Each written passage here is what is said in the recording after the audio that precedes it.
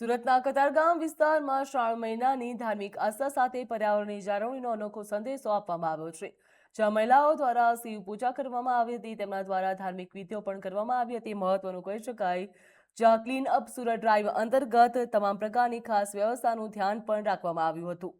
જ્યાં clean up Surat drive અંતર્ગત રુદ્રાભિષેક બાદ નીકળતા ધાર્મિક દ્રવ્યોનો સદુપયોગ કરવાની અનોખી પહેલ કરવામાં આવી હતી. જ્યાં કતારગામના સિલ્વરસ્ટોન રિવર ખાતે સામૂહિક રુદ્રાભિષેકનું આયોજન કરવામાં આવ્યું હતું, જેમાં મોટી સંખ્યામાં ભક્તોએ ભગવાન શિવની પૂજા અર્ચના કરી હતી. અને શ્રાવણ મહિનામાં ભગવાન શિવના રુદ્રાભિષેકનું વિશેષ મહત્વ પણ માનવામાં આવે છે.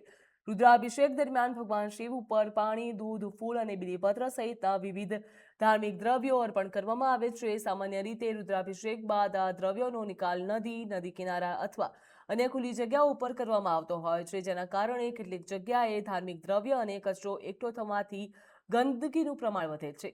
આ સમસ્યાને ધ્યાનમાં રાખીને કતારગામમાં ધાર્મિક દ્રવ્યોનો કુદરતી રીતે નિકાલ કરવાની નવી રીત અપનાવવામાં આવી છે. ભગવાન શિવને ચડાવવામાં આવેલા ફૂલ, બીલીપત્ર તેમજ પાણી અને દૂધના દ્રાવણને એકત્રિત કરવામાં આવ્યું. ત્યારબાદ આ દ્રવ્યને માટી સાથે ભેળવીને કુંડામાં કુદરતી ખાતર તૈયાર કરવાની પ્રક્રિયા હાથ ધરવામાં આવી. આ પહેલનો મુખ્ય ઉદ્દેશ્ય ધાર્મિક આસ્થા સાથે પર્યાવરણનું સંરક્ષણ કરવાનો છે. ધાર્મિક દ્રવ્યને નદી કે અન્ય સ્થળે ફેંકવાના બદલે તેનો ઉપયોગ ખાતર તરીકે કરવામાં આવે તો આસપાસના વિસ્તારોમાં ગંદકી ઘટાડવામાં મદદ મળી શકે છે.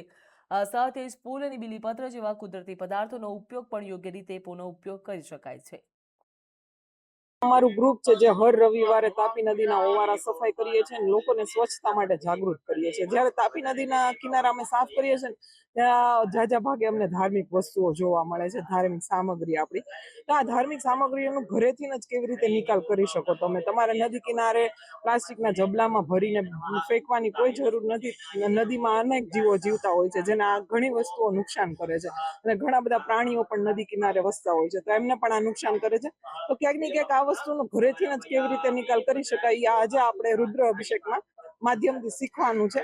અને અહીંયા એટલા માટે જ અમે આવેલા છીએ કે અહીંયાથી આપણે લોકોને આ સંદેશ આપવા માંગીએ છીએ કે આવી રીતના તમે કાંઈ પણ ઘરે પૂજા પાઠ કરો છો તો એની સામગ્રીનું ઘરેથી યોગ્ય રીતે નિકાલ કઈ રીતે કરી શકાય.